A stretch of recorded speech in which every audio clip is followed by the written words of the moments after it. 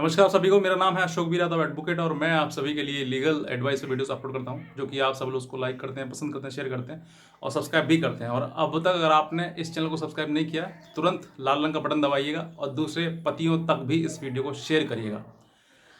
कल मैंने एक वीडियो बनाया था, कल का मतलब कुछ दिन पहले, और उस वीडियो पर अब तक काफ़ी व्यूज़ भी आ चुके हैं। कुछ पतियों के भी कमेंट आए हैं, कुछ पत्नियों के कमेंट आए हैं। कुछ लोगों ने मतलब पत्नियों ने जो कहा कि आपकी जो सोच है ना वो बहुत ज़्यादा नेगेटिव है। नेगेटिव मतलब हो सकता है कि उस पत्नी को गलत लगा हो क्योंकि मेरी सोच नेगेटिव है, और मैं समझता हूँ कि मेरी सोच पॉजिटिव है। पति जितने भी हस्बैंड हैं वो अपना कमेंट नीचे देते हैं, वो बताते हैं कि सर मेरे साथ में ये परेशानी है। और एक ने तो ये कमेंट कहा कि सर जो पत्नी अपने पति पर झूठा मुकदमा लगा सकते हैं, अपनी पति और पति के परिवार को परेशान कर सकते हैं, हरास कर सकते हैं, तो सर वो आपको कैसे छोड़ देंगे? आपके ऊपर भी वो गलत कमेंट करेंगे, गलत टिप्पणी करेंगे।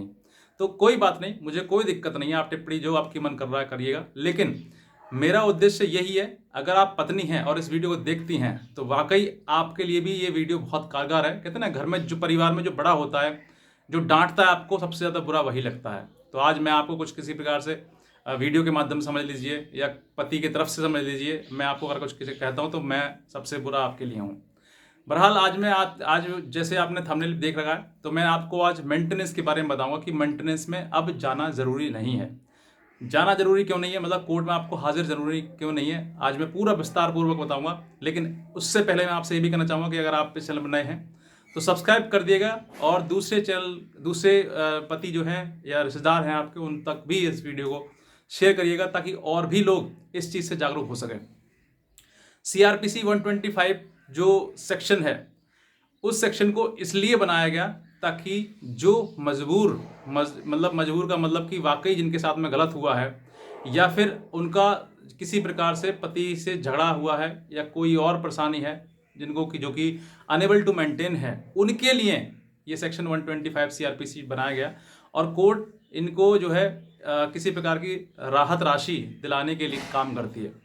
लेकिन यहाँ पर कुछ महिलाएं जो हैं वो सिर्फ और सिर्फ हरासमेंट करने के लिए, पति के लिए वो काफ़ी सफिशेंट है, मतलब अपने आप में वो कमाने योग्य हैं और कमा भी रही हैं, लेकिन फिर भी वो मेंटेनेंस का केस करती हैं ताकि पति को हरास किया जाए, पति के परिवार को हरास किया जाए, और जिस पर मेंटेनेंस भारी भरकम जो मेंटेनेंस से बांध कर उसको परेशान किया जाए। तो आज मैं आपको बताता हूँ कि अगर आपके ऊपर मेंटेनेंस केस हो गया है या फिर हो रहा है, चल रहा है, या फिर धमकी दे रही है, तो आपको वो डरना चाहिए या फिर नहीं डरना चाहिए। तो मेंटेनेंस यानी कि 125 CRPC में अब आपको जाने की आवश्यकता नहीं है। क्यों नहीं है, मैं आपको बताता हूँ। सबसे पहली बात तो ये है कि मेंटेनेंस का केस अगर आपका चल रहा है या फिर अभी जस्ट स्टार्ट शुरू हुआ है या फिर हो गया है निर्णय, तो सब चीज़ों में आपको बताता हूँ। अगर आपका मेंटेनेंस का केस अभी डाला है, आपके पास में नोटिस डाल आया है, तो आपको नोटिस रिसीव करने की आवश्यकता है। थोड़ी बहुत कर लीजिए, अगर नहीं करना है तो मत करिए, मर्जी आपकी है। लेकिन मैं आपको सजेस्ट करता हूँ कि क्या करना है आपके लिए।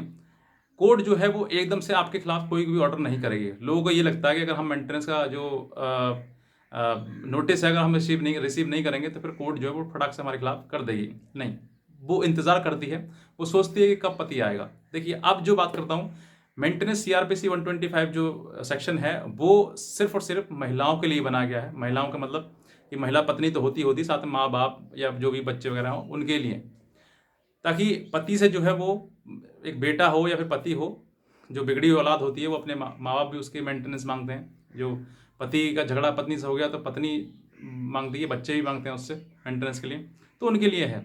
अब ये कानून जो है वो सिर्फ और सिर्फ महिलाओं के लिए बनाया गया है। मैं इसलिए कह रहा हूँ क्योंकि एक तरफा इसमें सुनवाई होती है। आप कुछ भी कह रहे हैं, कुछ भी आप अपने दस्तावेज लगा रहे हैं कि सर वो पढ़ी लिखी है, अच्छी है, सब चीज़ कोर्ट सुनती है, लेकिन कहीं ना कहीं लास्ट में वो मेंटेनेंस बांधती ही बांधती है। क्यों? क्योंकि कोर्ट भी बाउंड है।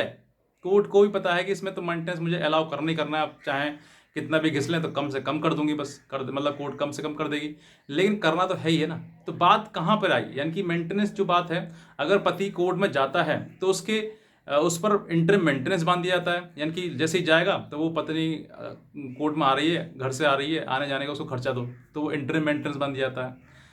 नहीं नहीं आता है तो एक्स पार्टी उसके खिलाफ कर दिया जाता है।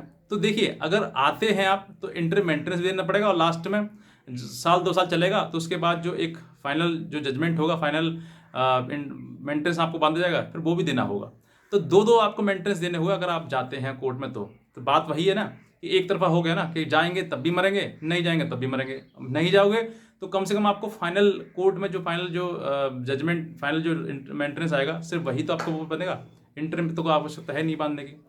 तो इन सब चीज़ों को देखते हुए आपके पास जो कोर्ट में मेंटेनेंस बंधेगा, तो वो मेंटेनेंस अगर आप नहीं जाएंगे तब भी बंधेगा, जाएंगे तब भी बंधेगा। तो नहीं जाएंगे तो फिर फाइनल आपको जो एक लास्ट मेंटेनेंस आएगा जो कि आपको देना होगा। और देने की बात के लिए क्या है, उसके बाद भी बहुत रास्ते हैं जो कि आपको बचने के रास्ते हैं। लेकिन यहाँ पर अगर आप मेंटेनेंस लड़ाई लड़ते हैं शुरुआत से, तो आपको बहुत सारी चीज़ें आपको शुरुआत में ही झेलना पड़ जाएगा, और हर चीज़ करते करते करते करते लास्ट में आपको मेंटेनेंस देना ही पड़ेगा। कोर्ट आपको बांधेगी ही बांधेगी। तो जहाँ पर कोर्ट बांधनी ही बांधनी है, तो फिर हम कोर्ट में जाके करना भी क्या है, जाएं। लेकिन लास्ट में जब जाएंगे, जब एट द टाइम मतलब लास्ट टाइम आएगा जहाँ पर एक पूरा एक्सपार्टी हो जाएगा, जब हम नहीं जाएंगे, और जाने के बाद जब हमारे पास एक्सपार्टी ऑर्डर हो जाएगा, तब आएगा, तब हम लड़ें, तो और उसमें और बेहतर है। क्योंकि वहाँ पर अब आपको इंटरम नहीं देना पड़ेगा। लास्ट फाइनल जो भी मेंटेनेंस है उसको हम कोर्ट में मतलब चैलेंज करेंगे। हम कहेंगे कि हमें दोबारा सुना जाए, तो फिर उसमें फिर टाइम लगेगा और शुरुआत से फिर आपको सुना जाएगा। तो ये जो चीज़ें हैं, ये बहुत ज़्यादा छोटी छोटी चीज़ें हैं जो कानूनी दावपेच हैं, जिससे कि आप मेंटेनेंस से भी बचेंगे। और जो हैरास आपको कर रहा है, यानी कि आपकी पत्नी आपको हैरासमेंट दे रही है, हैरास कर रही है आपके लिए, तो ये हैरासमेंट उल्टा हो जाएगा, विपरीत हो जाएगा। यानी कि वो अब आप ना होकर आपकी पत्नी हैरास होगी। तो ये आपको बेसिक चीज़ें हैं। अगर आप जाना चाहते हैं, अगर आपका वकील आपको कहता है तो आप जाइएगा। लेकिन मेरा ये मानना है कि अगर आप जाएंगे तब भी मेंटेनेंस आपको देना होगा, नहीं जाएंगे तब भी कोर्ट बांधेगी ही बांधेगी। तो इतना समय एकदम से होता नहीं है, मेंटेनेंस एकदम से लागू होता नहीं है, समय लगता है। साल 2 साल का, 2 साल का, 3 साल का समय लग सकता है। ज़्यादा फास्ट से ज़्यादा लड़की तेज है, या फिर तो वकील ज़्यादा पीछे पड़ा हुआ है, तो थोड़ा कम समय भी हो जाता है। लेकिन इतना समय कम से कम आपको रिलैक्स तो मिलेगा। लास्ट में फाइनल जो भी जजमेंट आएगा, जो भी मेंटेनेंस आएगा, हम उसके खिलाफ हाई कोर्ट मूव करेंगे। तो वो भी एक रास्ता है। अगर आप जाना चाहते हैं तो देखिए, मैंने आपसे बताया कि आप जाएंगे तब भी मेंटेनेंस देना होगा, नहीं जाना जाएंगे तब भी मेंटेनेंस होगा। अगर आप जाएंगे तो इंटरम भी देना पड़ेगा आपके लिए, और नहीं जाएंगे तो फिर आपको कोर्ट में लास्ट फाइनल देगा, और फिर उसके बाद आप लड़ लेना, वो भी एक रास्ता है। तो बाकी आप आपका जो वकील है वो भी आपको कुछ ना कुछ सजेस्ट करेगा। और भी कोई हमारी एडवाइस चाहिए तो हमारे दिए हुए नंबर पर हमें संपर्क भी कर सकते हैं, लेकिन हमारी एडवाइस जो है वो चार्जेबल है। तो बस इतना कहना चाहूँगा। बाकी आज की वीडियो के लिए आपसे भी बहुत धन्यवाद।